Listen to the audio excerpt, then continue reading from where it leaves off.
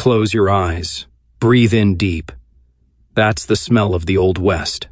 Not sagebrush and campfire smoke. Not leather and whiskey.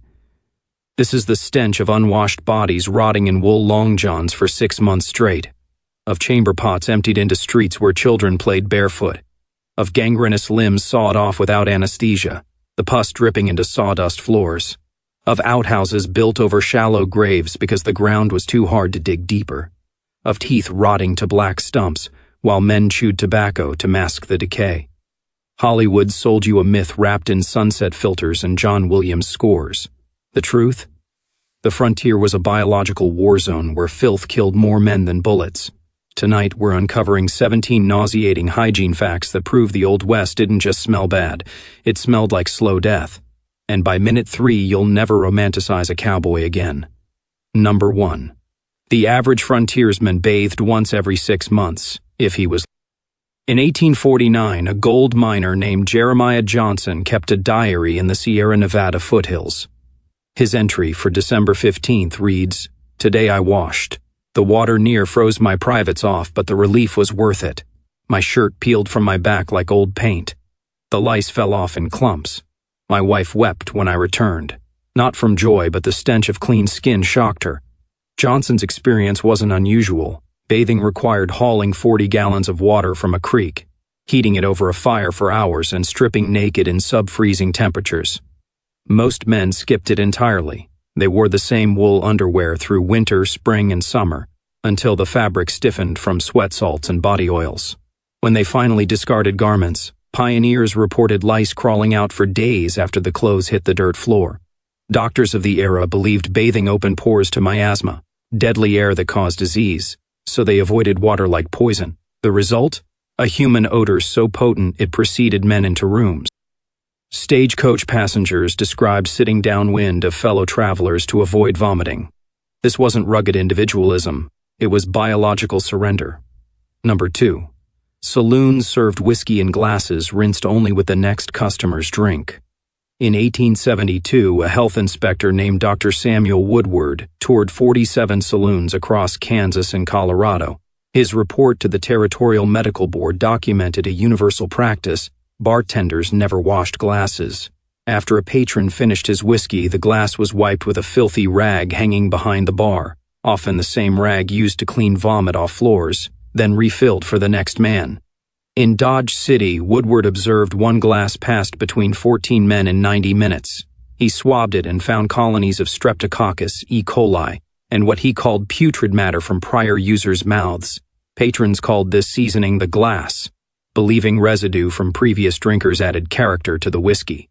The reality? Saloons became petri dishes for tuberculosis, syphilis, and cholera. When epidemics hit towns, doctors traced outbreaks to saloon glasses. Yet the practice continued for decades because clean water was scarce and soap expensive. Men chose disease over inconvenience. Hollywood shows gleaming whiskey glasses catching sunset light. The truth? Those glasses carried the DNA of dead men. Number 3. Chamber pots were emptied directly into streets where children played barefoot. Before indoor plumbing reached frontier towns in the 1890s, every household relied on chamber pots, ceramic bowls kept under beds for nighttime relief. Each morning, residents opened front doors and dumped contents into the street. In muddy seasons, urine and feces mixed with rainwater to create ankle-deep night soil sludge. In dry seasons, the waste baked into a crust that released ammonia clouds when disturbed by wagon wheels. Children played hopscotch in this filth barefoot. Women lifted skirts and stepped carefully between puddles of human waste. In 1881, a journalist visiting Deadwood, South Dakota, described Main Street as a river of excrement, where flies swarm so thick they darken the sun at noon. Typhoid fever killed 1 in 8 children under age 5 in frontier towns, directly linked to contaminated water sources downstream from street dumping. Yet towns resisted building sewers. Residents argued the smell was just the price of civilization. When cholera hit Abilene, Kansas in 1873, victims' last words were often, "I can still smell it, not the disease, the street." Number 4. Barbers used the same razor on 50 men without washing between cuts. In 1868, a barber named Elias Granger operated a chair in Virginia City, Nevada. His ledger survives in the state archives. It records 217 shaves performed on July 4th alone. Granger's method: strop the razor on leather between customers, never wash it, never sterilize it. Blood from one man's nick transferred directly to the next man's neck. When a miner named Tom Riggins developed a festering sore after his shave, Granger dismissed it as barber's itch. It was actually syphilis, contracted from the previous customer, a prospector with advanced stage lesions. Riggins died 3 months later. His obituary blamed mountain fever. Barbershops became vectors for syphilis, tuberculosis, and erysipelas, a flesh-eating bacteria that turned faces purple and swollen before killing victims in 72 hours. Yet men kept lining up. A clean-shaven face signaled respectability in a world of filth. They traded infection for dignity. Granger's razor collection sold at auction in 1889.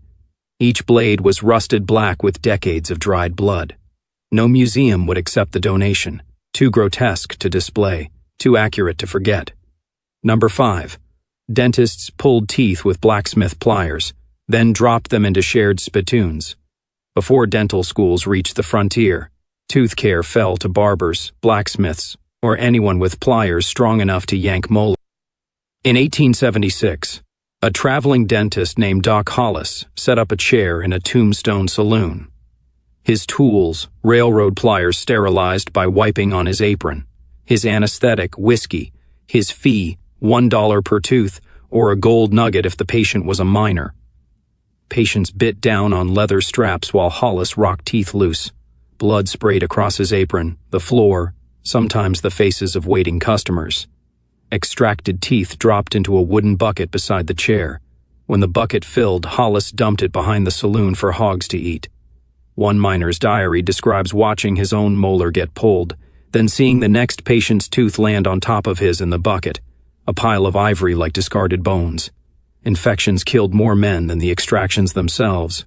Gangrene spread from gum wounds to jaws, then brains, yet men endured it. Rotten teeth caused agony worse than the cure. When Wyatt Earp's brother Virgil lost 3 teeth to an abscess in 1881, he wrote, "Better to lose the tooth than smell my own breath rotting." Hollywood shows cowboys with perfect smiles. The truth? Most men over 30 had fewer teeth than fingers. Number 6. Hotels provided community towels, used by every guest until they disintegrated. In 1885, the St. James Hotel in Cheyenne, Wyoming, advertised luxury accommodations, including private rooms and bathing facilities. What they didn't advertise: the single towel hanging in each room. Guests used it to dry hands, faces, armpits, feet, then hung it back on the rack for the next occupant. Hotel staff never laundered these towels. They remained in rooms for months until the fabric frayed to threads. Health inspectors who tested community towels found colonies of staphylococcus, ringworm spores, and scabies mites embedded in the fibers. One inspector described peeling a towel from its hook, only to discover it had fused to the wood, with layers of dried sweat and skin cells. Wealthy travelers carried personal towels in saddlebags, a status symbol signaling they could afford cleanliness. For everyone else, shared filth was the price of shelter. When smallpox hit Cheyenne in 1887, doctors traced patient 0 to a hotel guest who'd used a community towel after a man with active lesions. The hotel burned all towels in the street. Guests watched the smoke rise and shrugged. Tomorrow's travelers would need drying cloths. The cycle continued. Number 7. Men wore the same pair of wool long johns for 6 months straight, through winter, spring, and summer. Wool long underwear was the foundation of frontier dress, a full-body garment worn beneath everything else. Removing it meant stripping naked in freezing temperatures with no guarantee of clean replacement, so men kept them on. Through blizzards that dropped to minus 30 degrees Fahrenheit, through spring mud that caked the fabric in filth, through summer heat where body temperature hit 103 degrees Fahrenheit inside the wool prison. By month 4, salt crystals from sweat formed a white crust on the fabric. By month 6, the crotch area stiffened into a leathery shell of dried urine and semen. Men called this seasoning the Union suit, believing the accumulated filth provided insulation and protection.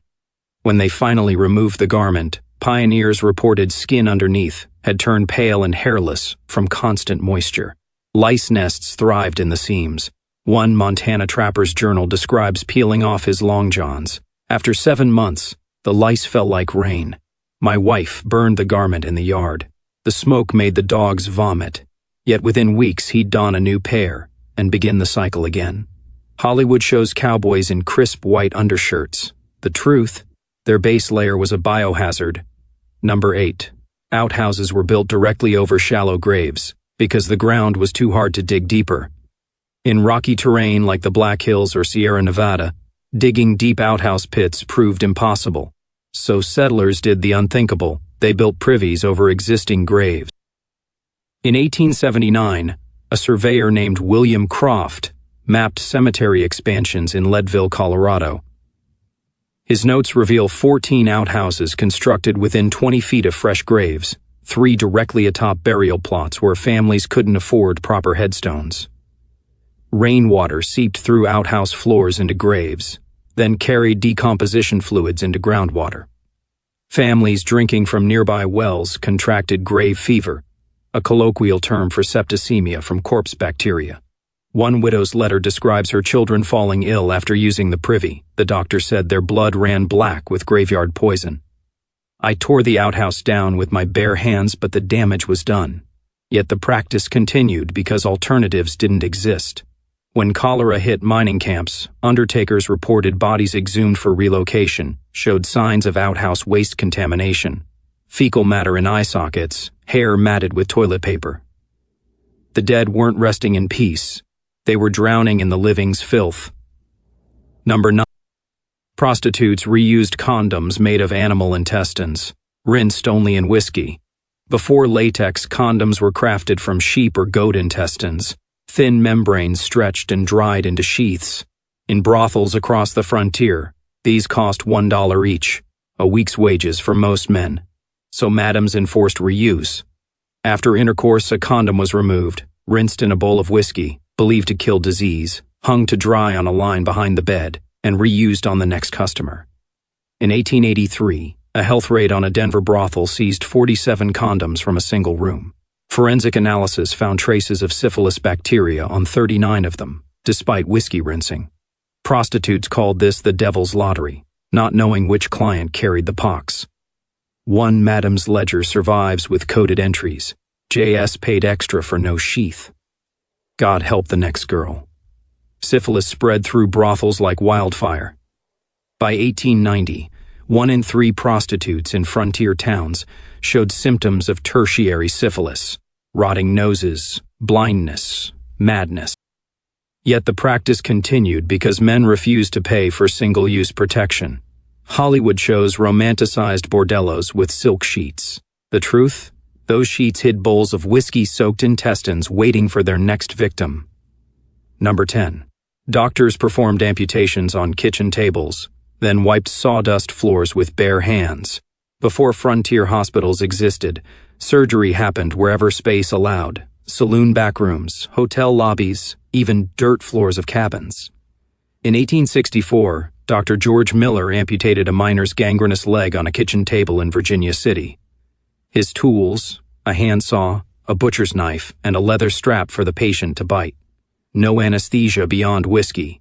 No sterilization beyond wiping blades on his apron. As Miller sawed through bone, assistants tossed sawdust onto the floor to absorb blood. When the limb dropped free, Miller tossed it out the window to dogs waiting below. He then knelt and wiped the sawdust blood mixture from the floor with his bare hands, transferring pus, tissue fragments, and bacteria to his skin. Within 48 hours, the patient died of sepsis.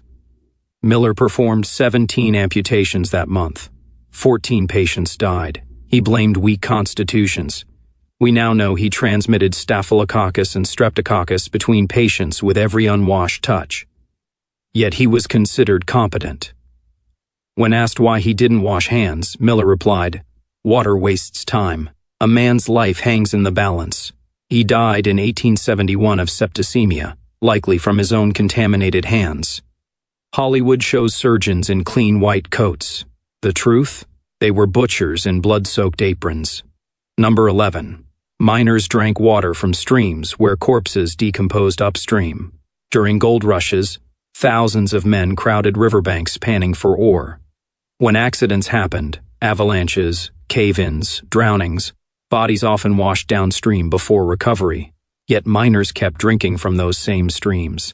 In 1852, a landslide killed 28 miners in a California canyon. Their bodies tumbled into the American.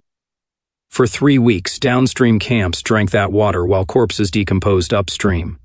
Cholera exploded through the camps.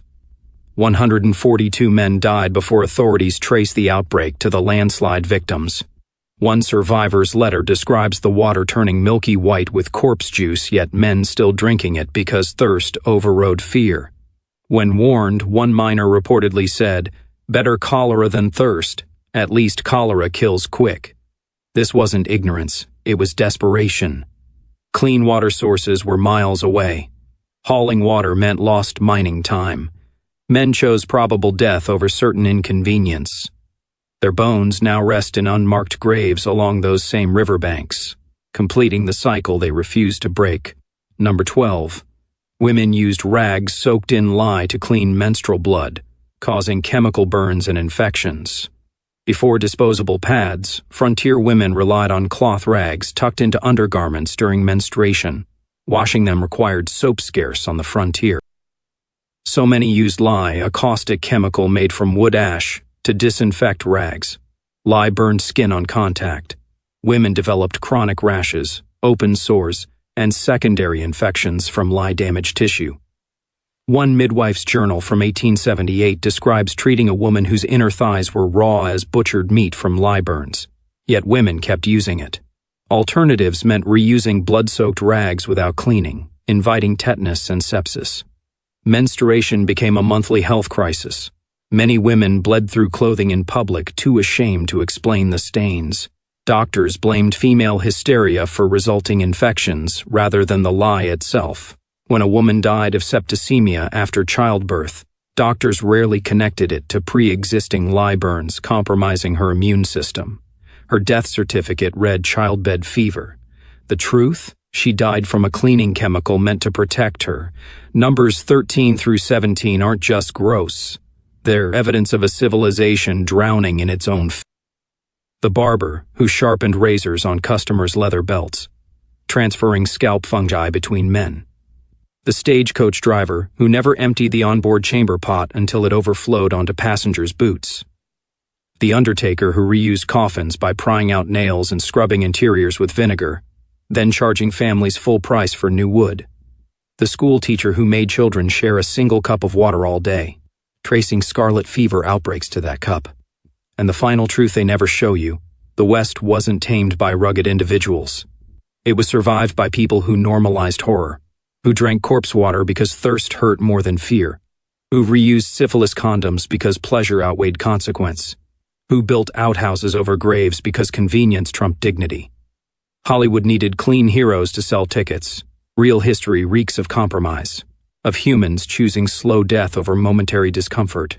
The frontier wasn't won. It was endured by people who smelled their own decay daily and called it freedom. That's the smell they edited from the films. That's the truth we just resurrected. Which fact made you gag? Drop it in the comments, be honest. Smash like if you believe history should smell real, not romantic. Subscribe and hit the bell. Next week, 19 medical cures that killed more patients than disease, and why doctors swore by them. Until then, wash your hands twice. And remember, civilization isn't measured by how far we travel. It's measured by how clean we keep the ground beneath our feet. The Old West failed that test. Don't let us forget